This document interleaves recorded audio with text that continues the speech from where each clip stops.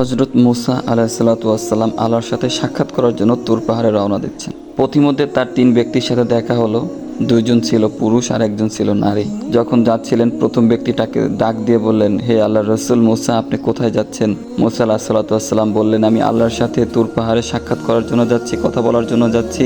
তখন সেই প্রথম ব্যক্তি বললেন, আল্লাহ আমাকে এত অজস্র সম্পদ দিয়েছে যে সম্পত্তি আমি রক্ষণাবেক্ষণ করতে আমি হিমশিম খাচ্ছি। আপনি আল্লাহর কাছে একটু দয়া করে জিজ্ঞেস করবেন কি করলে আল্লাহ আমার এই সম্পদের পরিমাণ কমিয়ে দেন, এমন পরিমাণ সম্পদ দেয় যে সম্পদ আমি রক্ষণাবেক্ষণ এবং সমস্ত কিছু আমি নিয়ন্ত্রণ করতে পারি। হজরত মুসা আলাইহিস সালাম তাকে ঠিক আছে বলে সেখান থেকে চলে গেলেন।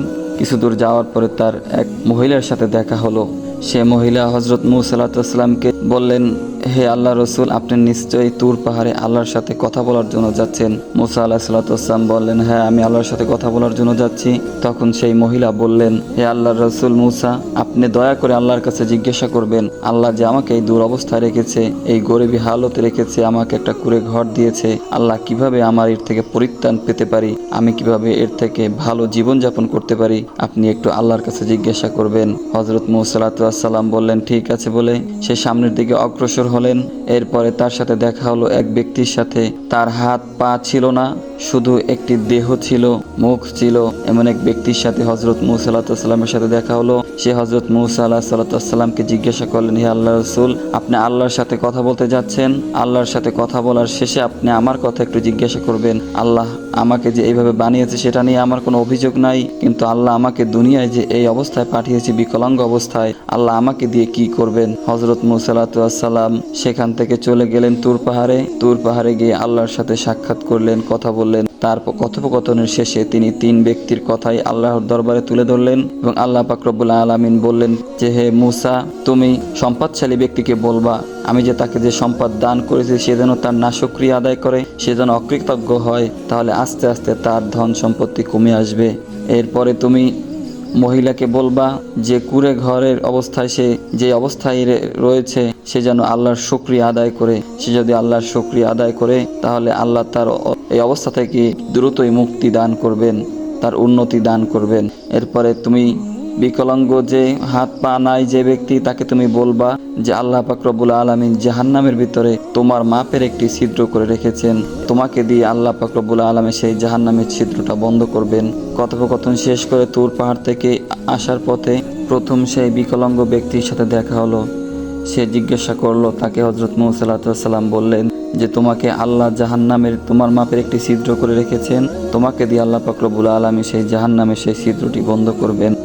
সে খুশি হয়ে বললেন যে আল্লাহ তার বান্দাকে যে কোনো একটা কাজের জন্য সৃষ্টি করেছেন। সে আল্লাহর শুকরিয়া আদায় করলেন এবং আল্লাহর শুকরিয়া আদায় দেখে হজরত মুসা আলাইহিস সালামও খুশি হলেন এবং আল্লাহ তার বান্দার এই কৃতজ্ঞতা দেখে সাথে সাথে তার হাত পা দান করলেন এবং তাকে একজন পরিপূর্ণ মানুষ হিসাবে মানুষের সমস্ত কিছু তাকে দান করলেন। এরপরে হজরত মুসা আলাইহিস সালাম সামনে অগ্রসর হওয়ার পরে সেই মহিলার সাথে দেখা হলো। মহিলা জিজ্ঞাসা করলো, হে আল্লাহর রসুল মুসা, আল্লাহ আমার ব্যাপারে কি বলেছেন? তখন হজরত মুসা আলাইহিস সালাম বললেন, আল্লাহ তোমাকে যে অবস্থায় রেখেছেন, তোমাকে আল্লাহ বলেছেন তুমি সেই অবস্থা থেকে আল্লাহর শুকরিয়া আদায় করো। আল্লাহ অল্পতেই তোমাকে এখান থেকে মুক্তি দিয়ে তোমার সমস্ত দুঃখ কষ্ট আল্লাহ মুছে দিবেন। তখন সেই মহিলা দাম্ভিকতার সাথে বললেন, আল্লাহ আমাকে যে অবস্থায় রেখেছে এই অবস্থা থেকে আমি কীভাবে আল্লাহর শুকরিয়া আদায় করব? এবং সে আল্লাহর উপরে আল্লাহর নাশুকরিয়া আদায় করলেন।